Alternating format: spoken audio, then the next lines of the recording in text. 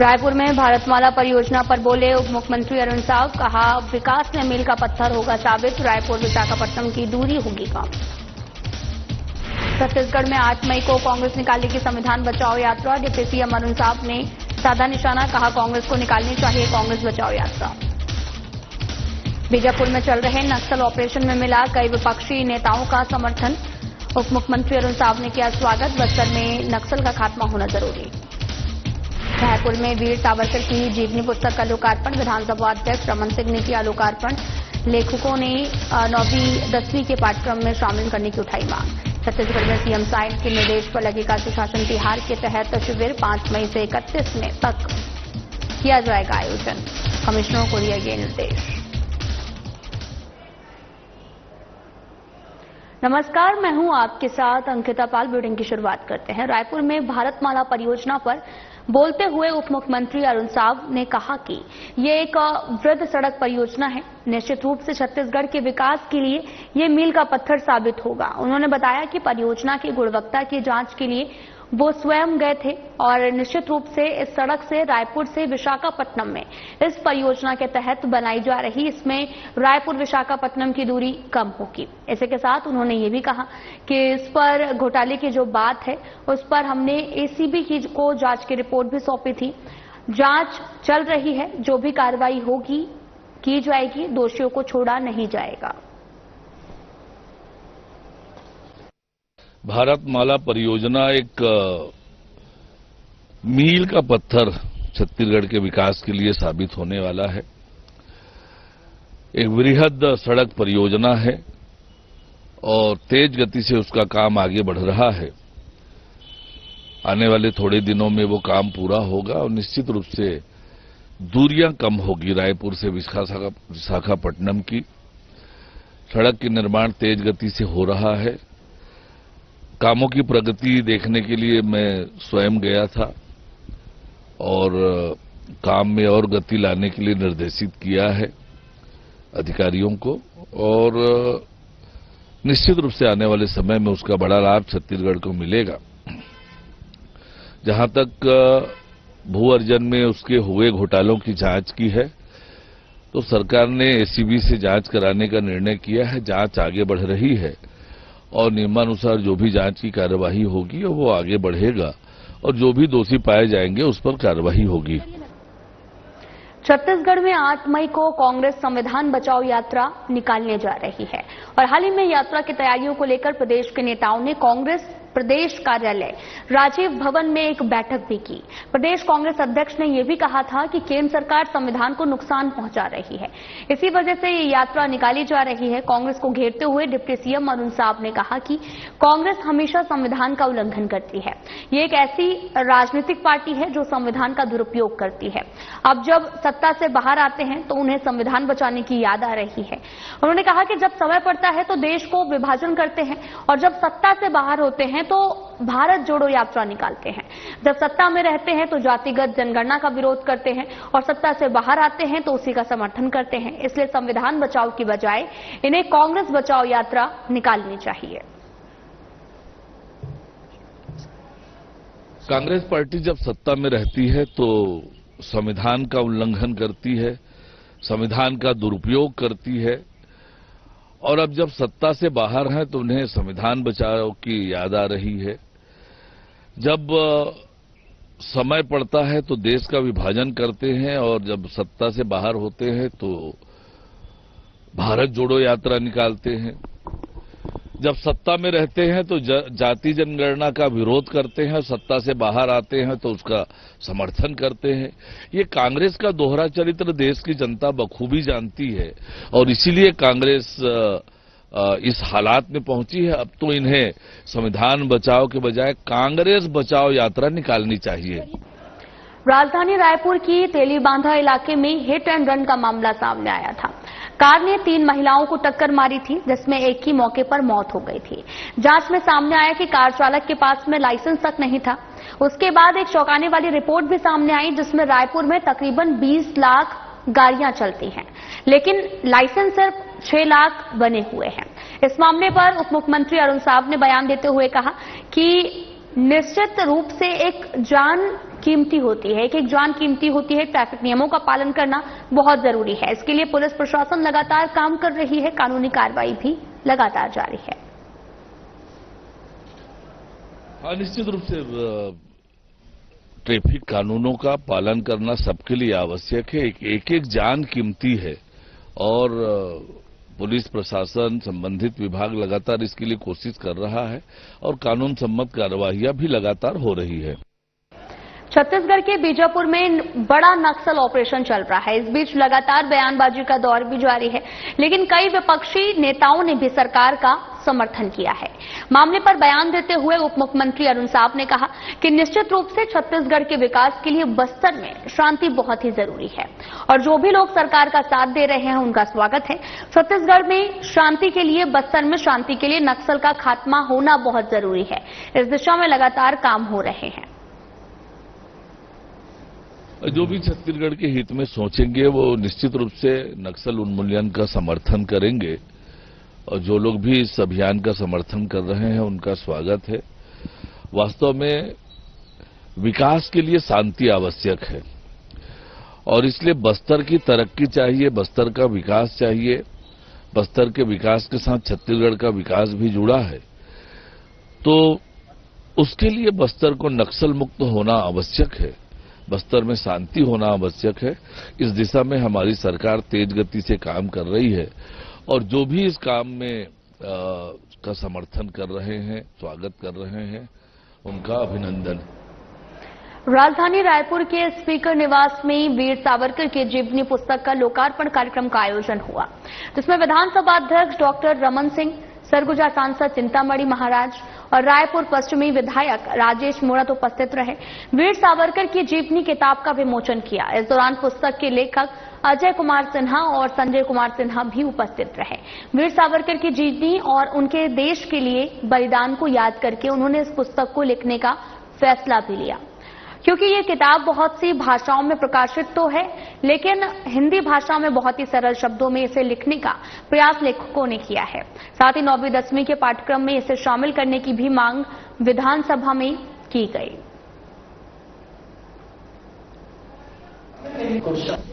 आज वीर सावरकर की जीवनी पर आधारित इस किताब का विमोचन हुआ। अजय कुमार सिन्हा और संजय कुमार सिन्हा द्वारा लिखित इस पुस्तक का विमोचन करने का अवसर मिला। इस कार्यक्रम में चिंतामणि महाराज सांसद जी, माननीय हमारे विधायक साथी इस पूरे कार्यक्रम में उपस्थित रहे। राजेश मूणत जी, संजय दुबे जी, संपर्क प्रमुख प्रांत के राष्ट्रीय स्वयंसेवक संघ, अजय काले जी, और पुस्तक का परिचय संजय सिन्हा जी ने दिया। समीर राव जी उपस्थित थे। सावरकर जी और सावरकर जी के बारे में बहुत कुछ लिखा गया है, मगर दुर्भाग्य ये देश का कि सावरकर जी के बारे में, उनके संघर्ष के बारे में, देशभक्ति के बारे में, अंग्रेजों के खिलाफ जो युद्ध छेड़ा उन्होंने, उसके बारे में नई पीढ़ी को बताने का कोई प्रयास नहीं हुआ। अकेले वो ऐसे सेनानी थे जिनको 2-2 काला पानी की सजा, 25 साल प्लस 25 साल, 50 साल की सजा आज तक इतिहास में किसी को नहीं दिया गया। उनके तीनों भाई, 2 को तो काला पानी की सजा हुई थी, अगल बगल रहते थे सेलुलर जेल में। तीसरे भाई, उनको भी जेल की सजा हुई, यानी पूरा परिवार प्रताड़ित रहा। लंदन में जाके बैरिस्टर बने, बैरिस्टर में जाके वहां के लोगों को जागृत करने का काम किया और उनकी किताब, जिसको प्रतिबंध कर दिया था अंग्रेजों ने 1857 की क्रांति के ऊपर, और अन्य किताब, तो ये इनको 1909 के बाद अंग्रेजों ने प्रताड़ना शुरू किया और सेलुलर जेल में उनको जिस कोठरी में रखा गया, मैंने वहां पे अंडमान निकोबार की यात्रा में मैं सेलुलर जेल गया था, माथा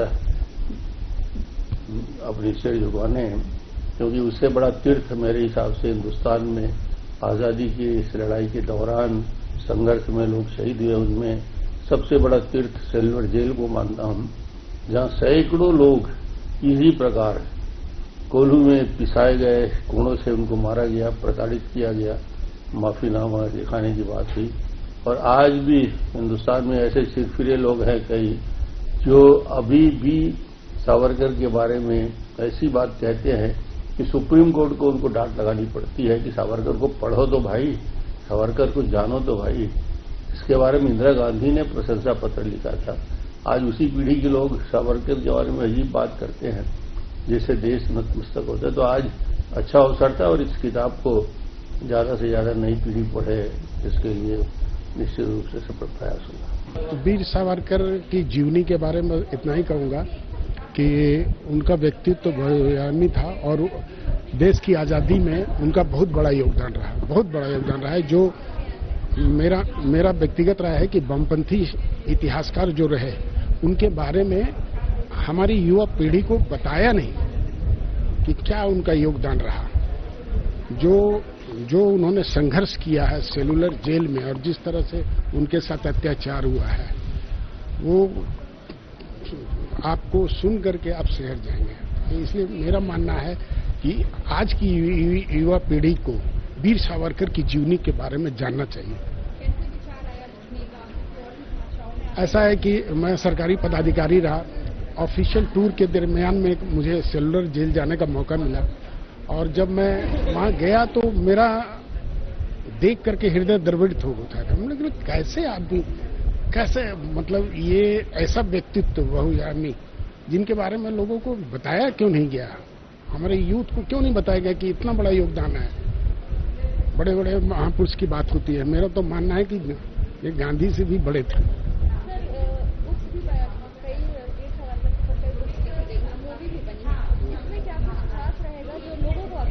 इसमें हम लोगों ने बहुत छोटे छोटे संस्मरण को हमने कलेक्ट किया है और उनके परिवार के जो संबंधी लोग हैं उन लोगों से लिया है और जो लेखन सामग्री है उन लोगों से भी हम लोग को उपलब्ध हुआ है। और जो जैसे इस किताब के बैक में आप जाइएगा तो वो कालिक से लिखी हुई एक मराठी नाट्य मंचन का है, वो अपने लेखनी के द्वारा, कविता लेख के द्वारा देश में क्रांति फैलाते थे। सावरकर जी जो दीवार पे हथकड़ी से लिखते थे वो तो खत्म हो गया, वो तो मिट गया।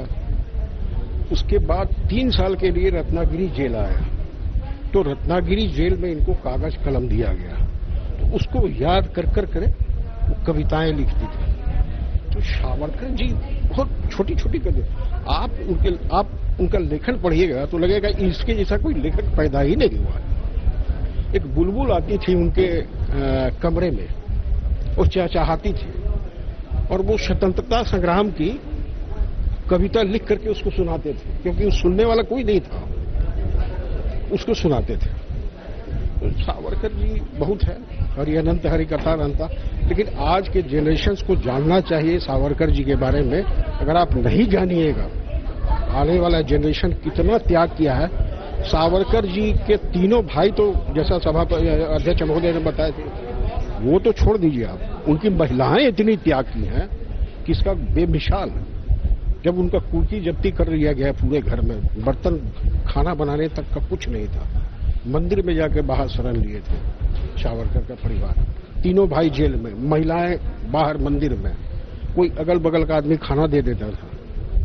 तो ऐसा त्यागी पुरुष, ऐसा जो कहता है माफीनामा वगैरह, एकदम ऐसे आप अपने दिल पे हाथ रख के पूछिए कि जो व्यक्ति मरने को तैयार है वो माफीनामा ऐसा कोई बात है? अरे वो बहुत बड़े षड्यंत्रकारी थे, वो बहुत बड़े षड्यंत्रकारी थे। वो थे शिवाजी महाराज जैसा। शिवाजी महाराज अगर नहीं मारते तो अफजल जो था वो उनको मार देता, तब वो बगनक्खा पहन के आए ये कर लिए। उस तरह वो षड्यंत्रकारी थे। तो इनके 2 गुरु थे, एक शिवाजी महाराज और दूसरा बाल गंगाधर तिलक, 2 को फॉलो करते थे, बहुत बड़े थे। तो सावरकर जो है बताए, मतलब इनका नाम से रोंगटा खड़ा हो जाता है। सावरकर जी के बारे में आप जो भी मतलब कुछ भी कहा जाए बहुत कम है। मरने के 15 दिन पहले इन्होंने कविता लिखी थी वो क्या लिखी थी?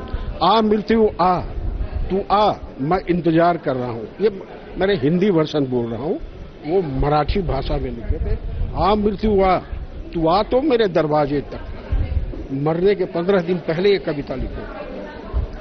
तो वो आदमी, इंसान मैंने न भूतो न भविष्य, बड़ी मुश्किल से पैदा लिया वो इंसान को। इसलिए सबको जानना चाहिए, समझना चाहिए। और ये किताब हम लोगों ने बड़ी सरल ढंग से लिखा है। उनका जन्म कहाँ हुआ, कैसे हुआ, भगूर में कैसे आए वो, कैसे इनके जो फोर फादर थे, चित्पावन ब्राह्मण परिवार में जन्म लिया। रात में इनके माता पिता खाना खाने के बाद रामायण और महाभारत का पाठ किया करते थे। तो बहुत बचपन से बहुत संस्कार, लेकिन बड़ी क्रांतिकारी। तो वहीं आम जनता की समस्या के समाधान के लिए मुख्यमंत्री विष्णुदेव साय के निर्देश पर 31 मई तक सुशासन तिहार के तहत में वार्डों में शिविर लगाया जाएगा। रायपुर नगर निगम के 70 वार्डों में जोन कमिश्नरों को निर्देश दिए गए हैं और साथ ही आम जनता से प्राप्त आवेदनों के निराकरण से संबंधित जानकारी आवेदन को दिए जाएंगे। और साथ ही रायपुर कलेक्टर डॉक्टर गौरव सिंह ने सुशासन तिहार 2025 को लेकर बताया कि नागरिकों की मांगों और समस्याओं की जानकारी साझा की गई। उन्होंने बताया कि 8 अप्रैल से 11 अप्रैल तक आयोजित पहले चरण में रायपुर में 2,91,000 से अधिक मांगे प्राप्त हुई, जबकि लगभग 7,341 शिकायत दर्ज की गई। अब सुशासन तिहार का तीसरा चरण 5 मई से 31 में आयोजित किया जाएगा और इस दौरान ग्राम पंचायत में शिविर लगाकर लोगों की समस्याओं के समाधान की जानकारी दी जाएगी। शिविरों में नागरिकों की मांगों और शिकायतों के निराकरण की स्थिति से भी अवगत कराया जाएगा। कलेक्टर ने भी आमजन से अपील की कि वो इन शिविरों में पहुंचे, अपनी शिकायतें मांगे जरूर रखें। मुख्यमंत्री श्री विष्णुदेव साय जी की मंशा के अनुरूप राज्य में सुशासन तिहार 2025 का आयोजन किया गया है। इसका उद्देश्य आम जनता की समस्याओं का समयबद्ध समाधान, शासकीय योजनाओं की समीक्षा, निगरानी, विकास कार्यों में तेजी लाना और जनता, जनप्रतिनिधियों व सामाजिक संगठनों के साथ सीधा संवाद स्थापित करना है। आप सबको बताएं कि ये 3 चरणों में सुशासन तिहार हुआ था। प्रथम चरण में हमने आवेदन लिए थे, द्वितीय चरण में इसका निराकरण किया और आज से तीसरा चरण शुरू हो रहा है, जिसमें रायपुर जिले में कल से 60 जगहों पर समाधान शिविर लगाए जाएंगे, जिसमें ग्रामीण क्षेत्र के 48 हैं, बाकी रायपुर नगर निगम और सारे मिलाकर लगभग 38 ग्रामीण क्षेत्र में 56 समाधान शिविर आयोजित किए जाएंगे, जिसमें ग्रामीण क्षेत्र में 34 और रायपुर नगर निगम में 10 और अन्य नगरीय निकायों में 12 आयोजित किए जाएंगे। उसका शेड्यूल कहाँ लगेगा, नोडल अधिकारी, वो सब आप लोगों को दिया गया है। रायपुर जिले की बात करेंगे तो लगभग 3 लाख के आसपास आवेदन प्राप्त हुए थे और 8,000 के आसपास समस्याएं आई थी। हमने लगभग 95% से ज्यादा जो आवेदन आए थे उनका निराकरण कर लिया है और आने वाले समय में बाकी शिकायतों का भी निराकरण कर लिया जाएगा। इन समाधान शिविरों में न केवल निराकरण बताया जाएगा, अपितु नए आवेदन भी लिए जाएंगे और कोशिश की जाएगी कि अगर वहीं उनका निराकरण संभव होगा तो उनका किया जाएगा। प्रदेश के उप मुख्यमंत्री विजय शर्मा का सरल, सुलभ और आत्मीय स्वभाव एक बार फिर से लोगों के दिलों को छू गया है। कबीरधाम जिले के पंडरिया विधानसभा के ग्राम दामापुर अत्रिया के दौरे पर पहुंचे उप मुख्यमंत्री विजय शर्मा ने साहू समाज की ओर से आयोजित 11 कुंडीय लक्ष्मी नारायण यज्ञ में हिस्सा लिया। इस दौरान उन्होंने लक्ष्मी नारायण यज्ञ में पूजा अर्चना कर आशीर्वाद लिया, प्रदेश के सुख समृद्धि की कामना की। उन्होंने साहू समाज की मांग पर डोम निर्माण के लिए 30 लाख रुपए की घोषणा की। उप मुख्यमंत्री शर्मा ने आम ग्रामीणों के लिए भी बीच जाकर उनसे आत्मीय बातचीत की। प्रदेश के उप मुख्यमंत्री जैसे ऊंचे पद पर होने के बावजूद उनका जमीन से जुड़ा व्यक्तित्व उन्हें जनता के ज्यादा करीब लाता है। साथ ही दामापुर पहुंचते ही उन्होंने न केवल ग्रामीणों का हालचाल जाना बल्कि एक स्थानीय होटल में जाकर उनके साथ चाय नाश्ते का भी आनंद लिया। उनके इस व्यवहार ने ग्रामीणों को ये एहसास कराया कि वे केवल जनप्रतिनिधि नहीं बल्कि अपनेपन से भरे हुए एक सच्चे जनसेवक हैं।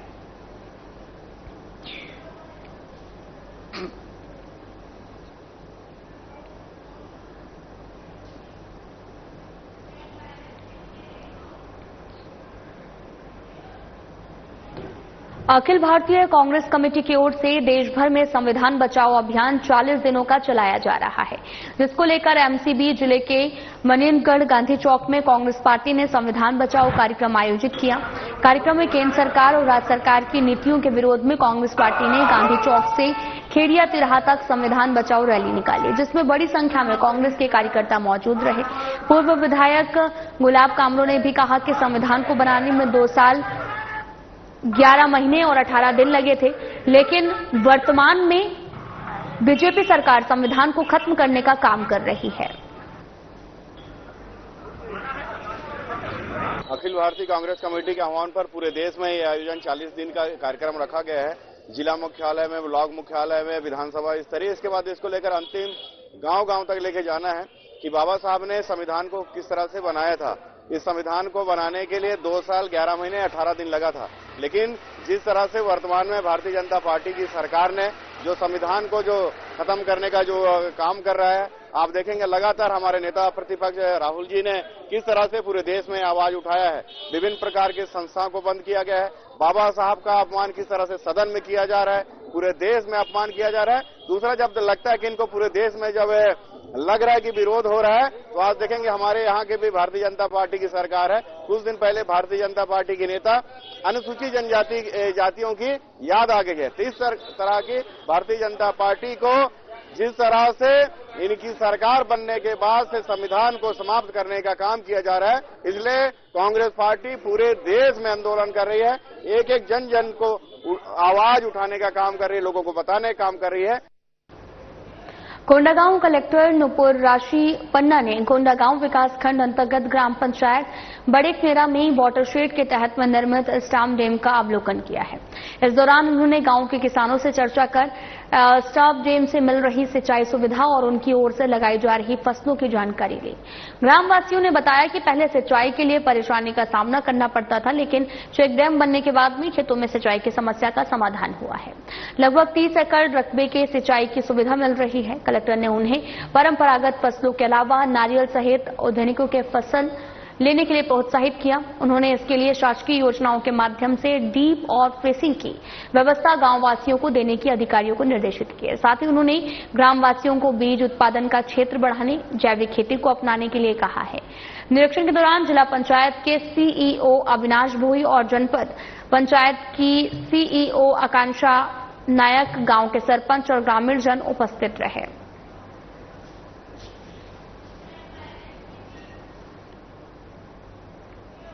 कोंडागांव कलेक्टर नुपुर राशि पन्ना ने कोंडागांव विकासखंड अंतर्गत ग्राम चिपावन में शासकीय उच्चतर माध्यमिक विद्यालय के नवनिर्मित भवन का निरीक्षण किया।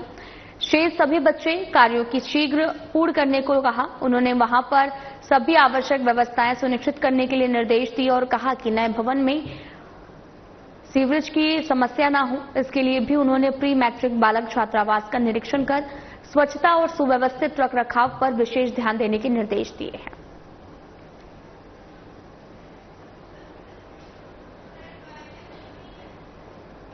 प्रधानमंत्री आवास योजना के तहत आपको बताते चलें कि 15,000 आवास पुनर्वास कर चुके नक्सली परिवार को सरकार द्वारा दिए जा रहे हैं और इसे लेकर छत्तीसगढ़ के गृह मंत्री विजय शर्मा ने कहा, नक्सल पीड़ित परिवार को प्रधानमंत्री आवास के तहत में आवास दिए जा रहे हैं, बल्कि नियम में 2011 की सूची के अनुसार आवास मिलने थे, लेकिन नियमों के विपरीत जो है वो जाकर राज्य सरकार के आग्रह पर केंद्र सरकार ने नक्सलियों के परिवार के लिए 15,000 आवास की स्वीकृति दी है। वहीं बस्तर में चल रहे नक्सलियों के खिलाफ ऑपरेशन को लेकर उन्होंने कहा कि हमारा मकसद बस्तर का विकास और लाल आतंक को समाप्त करना है। इस दौरान चरणदास महंत के उद्योग के खिलाफ दिए गए बयान को लेकर उन्होंने कहा कि हमारा लक्ष्य पहले बस्तर को शांत करना और अभी उद्योग में विषय में सोचा नहीं गया है, लेकिन अभी भी बस्तर में कई उद्योग चल रहे। फिलहाल सरकार पहला मकसद बस्तर को शांत करना और फिर विकसित करना है। प्रधानमंत्री आवास सामान्यतः मतलब अनिवार्यतः उनको ही मिलता है जिनका नाम 2011 की सर्वे सूची में है और उसको पंचायत ने अनुमोदित कर दिया है, ग्राम सभा ने। और साथ ही साथ आवास प्लस की सूची में जो 2015-16 में बना है उसमें अगर नाम है तभी प्रधानमंत्री आवास मिलता है। परंतु छत्तीसगढ़ की परिस्थितियों के आधार पर जब माननीय मुख्यमंत्री जी के साथ हम लोगों ने आग्रह किया केंद्र से, माननीय अमित शाह जी से, माननीय शिवराज सिंह जी से, कि हमको हमारे परिस्थितियों के अनुरूप जो नक्सल पीड़ित परिवार है अगर उनका नाम नहीं है उन सूचियों में, फिर भी हम उनको देना चाहते हैं और इसको जरूर दिया जाए विशेष परिस्थितियों को ध्यान में रखते हुए। साथ ही साथ ऐसे लोग जो नक्सलवाद में पहले थे परंतु अभी उन्होंने पुनर्वास किया है उनको भी प्रधानमंत्री आवास दिया जाए। ऐसा जब हम लोगों ने आग्रह किया तो 15,000 आवास प्रधानमंत्री आवास छत्तीसगढ़ को दिया गया और बाकी आवास जो मिलते हैं जो पूर्व निर्धारित सूची है उस आधार पर मिलते हैं। और इसमें ठीक उल्टी प्रक्रिया जब हमारे जो जिला स्तरीय टीम बनी है एसपी कलेक्टर्स आदि की जो ये निर्धारित करते हैं कि यह नक्सल पीड़ित है अथवा यह पुनर्वासित हैं उसका निर्धारण होता है उसके बाद वो फिलहाल बुलेटिन में इतना ही। नमस्कार।